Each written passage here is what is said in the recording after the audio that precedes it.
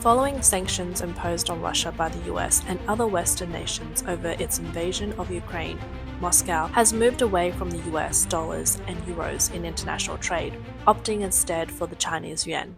However, in June, the US expanded its sanctions on Russia's military-industrial sector, increasing the risk of secondary sanctions on Chinese companies doing business with Moscow. As a result, many Chinese banks are now hesitant to transfer yuan to Russian banks for foreign trade payments, causing a severe shortage of yuan in Russia's major banks. This has created significant challenges for Chinese exporters in receiving payments from Russia, pushing Sino-Russian trade into difficulties over the past few months. In light of these challenges, reports suggest that Chinese traders are finding ways to bypass sanctions and resolve the issues of payment difficulties in Sino-Russian trade. One example is EasyBiz, a Chinese cross-border e-commerce logistic provider which is now partnering with smaller banks to avoid the effects of sanctions on international payment system, SWIFT. These selected banks are not part of the SWIFT network, allowing them to process transactions between China and Russia without the fear of sanctions. Additionally, in June, China introduced 4 new banks, including Jilin Bank, Changchun Rural Commercial Bank, Changchun Development Bank, and Yanbian Rural Commercial Bank, to help ease payment issues in trade with Russia. These banks will collaborate with Hanchan Bank using its ruble payment channel to facilitate transactions. To overcome cross-border payment barriers, Russian merchants have adopted another strategy, purchasing gold and shipping it to Hong Kong. Once in Hong Kong, the gold is sold for cash, which is then deposited into Hong Kong bank accounts and used to pay Chinese suppliers. Some Russian businesses have also resorted to using intermediary chains in third countries to process transactions, bypassing Chinese banks' compliance checks. However, this has led to a significant increase in transaction fees, which has risen from nearly 0 to 6%. According to a report from Fortune, by June, the yuan accounted for 99.6% of Russia's foreign exchange market. Russian commercial banks have also ramped up their insurance of yuan-dominated corporate loans. At an economic forum, Sberbank CEO Herman Gref stated that the bank could not issue more yuan loans due to a lack of foreign currency reserve to back the positions. With yuan liquidity from China drying up, Russian companies have turned to central bank to exchange yuan.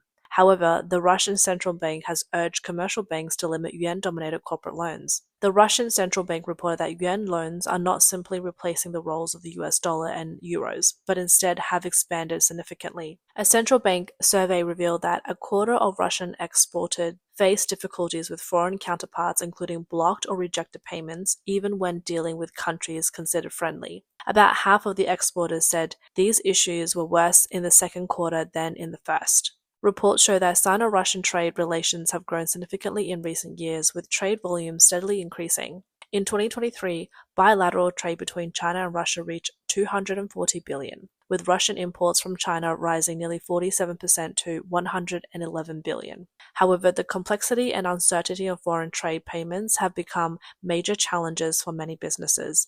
According to Russian Business Daily, international sanctions and changes in financial policies have forced companies trading with Russia to seek new solutions. Russia's strict foreign exchange controls requires businesses to follow complex compliance procedures, making transactions more difficult. Traditional payment channels no longer meet the demand for fast, secure transactions. Many companies report delays and high transaction fees, significantly reducing cash flow and impacting their operations. Meanwhile, international sanctions have forced many multinational banks to halt settlement services with Russia. According to the Financial Times, more than 60% of businesses have experienced delays and obstacles in cross-border payments. Western sanctions have crippled Russia's banking system, making remittances nearly impossible, causing severe disruptions in Sino-Russian trade. As financial sanctions escalate, payment channels are being constantly adjusted and restricted. With the latest round of sanctions, Russia's ability to receive payments has become even more complex. Chinese businesses are being forced to find alternative solutions, such as third-party payment platforms and cryptocurrencies, although these come with high risk and costs. Reuters reported on August 30th that Russian companies are facing rising costs and increasing delays when conducting transactions with Chinese firms, leaving billions of yuan in transactions stuck. Russian companies and officials have complained that Chinese banks, fearing UN sanctions, have tightened compliance checks, leading to delays in Sino-Russian transactions. Sources told Reuters that the situation became even worse in August. A government insider revealed that Chinese state-owned banks have largely stopped transacting with Russia, freezing billions of yuan in payments. A source from Russian e-commerce company said that after the US Treasury threatened secondary sanctions on Chinese and other foreign banks in June, Chinese banks have began applying much stricter transactions reviews. He said almost all cross-border payments came to a halt. It took us 3 weeks to find a solution, but trade volumes plummeted during that time. China remains Russia's largest trading partner, accounting for one-third of Russia's foreign trade last year. China also serves as a major market for Russian exports, ranging from oil and gas to agriculture products. According to a banking source cited by Reuters, Russia's leadership is not overly concerned about the payment barriers with China, as priority transactions are still being processed smoothly. Both countries have the political will to maintain cooperation. For large companies such as Russian commodity exporters and key Chinese technology exporters, bilateral trade agreements are functioning well. Russia has not encountered issues with payments for Chinese imports for oil or grain. However, smaller consumer goods trading companies are struggling the most. After Russian President Vladimir Putin visited China in May, some Chinese banks with no global operations stepped in to handle bilateral payments. These banks are not subject to Western sanctions, but often have outdated IT systems and lack skilled employees, which poses challenges. A banking insider mentioned that couriers are frequently crossing the Russian-Chinese border, physically carrying transfer documents for stamping and signing. Kirill Babev, director of the Institute of Far Eastern Studies of the Russian Academy of Science, remarked, "Until issues with payments are resolved at the state level, we cannot expect a dynamic inflow of investments from China." Babev, along with other researchers, released a report highlighting the risk of China becoming Russia's primary industrial supplier.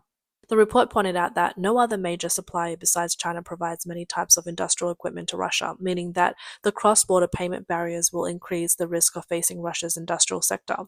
In December last year, US Treasury Secretary Janet Yellen stated that the US would not hesitate to take decisive action against financial institutions aiding Russia's war effort. Following her warning, the overnight borrowing rate of the yuan in Russia diverged significantly from China's Shibor, which is the Shanghai widening by several percentage points. At the same time, the US also approved secondary sanctions on overseas financial companies, causing Chinese state-owned banks to tighten financing restrictions for Russian clients.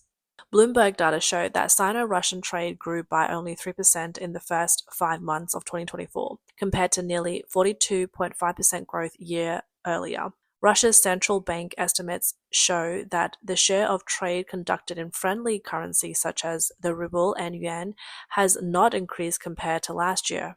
Bloomberg economist Ezekov commented that Russia's use of yuan likely peaked in 2023 for two main reasons. He said, "First, the threat of secondary sanctions is a powerful deterrent for some Chinese largest institutions for dealing with Russian counterparties. A sudden and persistent decoupling of yuan overnight rate in Russia from Shibor after Janet Yellen's statement provides compelling evidence. Second, Russia's yuan use is mostly driven by exports of Russia's oil, while other countries are still reluctant to accept yuan as payment for imports. This means that if oil prices were to remain stagnant in the coming quarters, so would Russia's yuan's trade." As Russia faces a shortage of yuan liquidity from China, Beijing is actively promoting the yuan as a currency for cross-border trade. On September 2nd, China's State Council issued a new document expanding the use of the yuan in cross-border transactions to include the services sector, laying the groundwork for overseas yuan financing. This marks the latest effort by Beijing to push the international use of the yuan.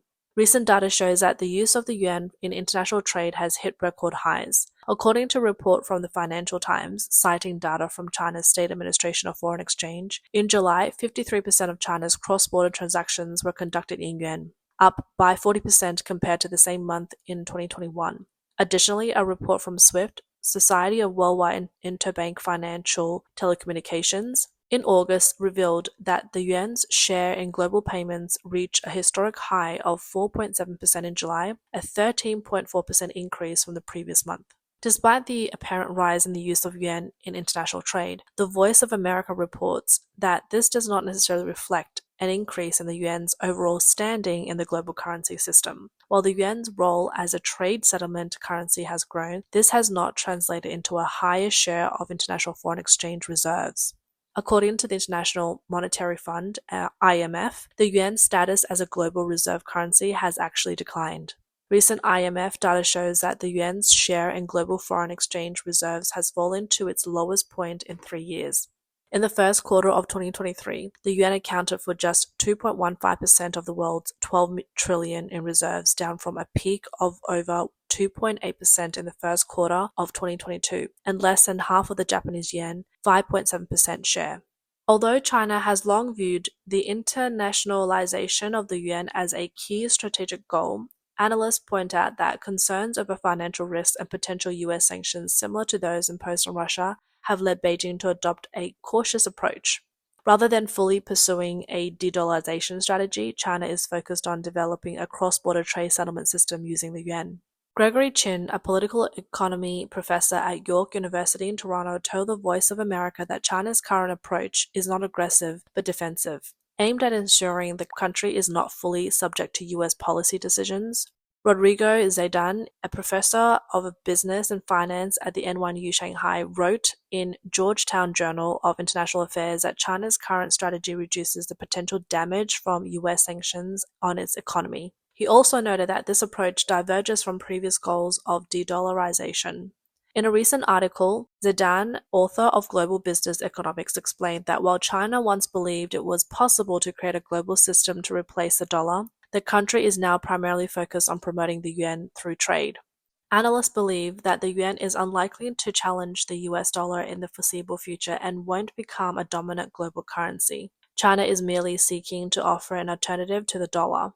An analysis by the US Federal Reserve published on August 30th highlighted that while Western sanctions on Russia may have increased the appeal of the yuan, this has not led to a rise in the yuan's role as a global reserve currency. According to the report titled De-Dollarization, the Belt and Road Initiative, and the Future of the Chinese Yuan, recent surveys show that only a small number of central banks plan to increase their yuan's reserve.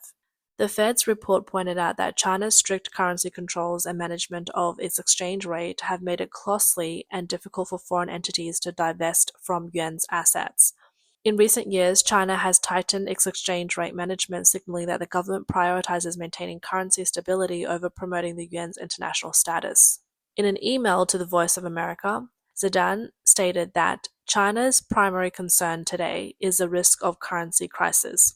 The more transactions involving the yuan, the greater its volatility.